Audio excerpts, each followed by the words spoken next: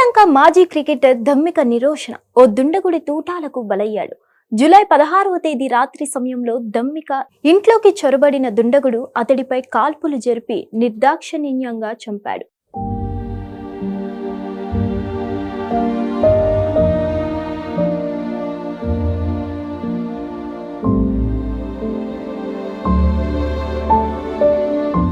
కాల్పుల సమయంలో ధమ్మిక నిరోషమ భార్య, ఇద్దరు పిల్లలు అక్కడే ఉన్నారు.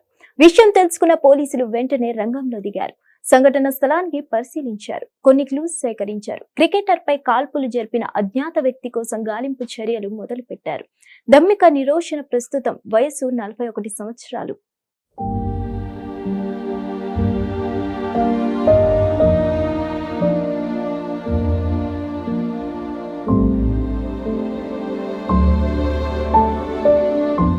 రైజింగ్ టాలెంట్ గా గుర్తింపు పొందిన నిరోషణ బౌలింగ్ ఆల్ రౌండర్ గా పాపులర్ అయ్యాడు.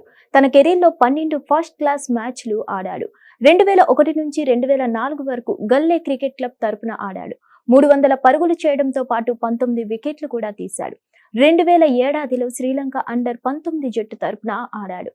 10 మ్యాచ్లలో అండర్-19 జట్టుకు కెప్టెన్ గా కూడా వ్యవహరించాడు. పర్వేజ్ మహారూఫ్, యాజర్ మాథ్యూ, ఉపుల్ తరంగా వంటి ఆటగాళ్లు నిరోషణ కెప్టెన్సీలో అండర్-19 జట్టులో ఆడారు. 2004 డిసెంబర్లో క్రికెట్ కు గుడ్ బై చెప్పాడు నిరోషణ.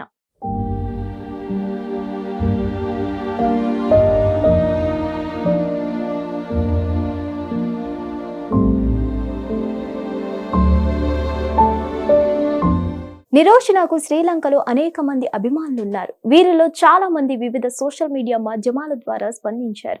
ఈ లోకం నుంచి చాలా త్వరగా వెళ్లిపోయాడని బాధను వ్యక్తం చేస్తున్నారు. నిరోషణ ఆత్మకు శాంతి కలగాలని మరికొందరు నెటిజన్లు ట్వీట్లు చేస్తున్నారు. మరికొందరు నిరోషణ గత చరిత్రను తవ్వి తీస్తున్నారు.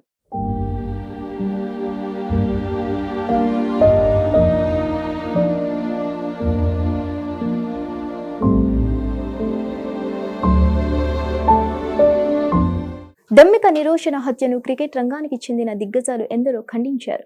ప్రపంచ ప్రఖ్యాత క్రీడా జర్నలిస్టులు కూడా ఈ హత్యను తీవ్రంగా ఖండించారు. ట్విట్టర్ వేదికగా నిరోషణకు నివాళులర్పించారు. అతడి ఆత్మకు శాంతి కలగాలని ప్రార్థించారు. మరిన్ని అప్డేట్స్ కోసం stay tune to hit TV. Hit TV app ని డౌన్లోడ్ చేసుకోండి. ఇందులో short news, live news, entertainment movies అన్ని అవైలబుల్ గా ఉన్నాయి. Please download hit TV app. Hit TV app ని ఫ్రీగా డౌన్లోడ్ చేసుకోండి.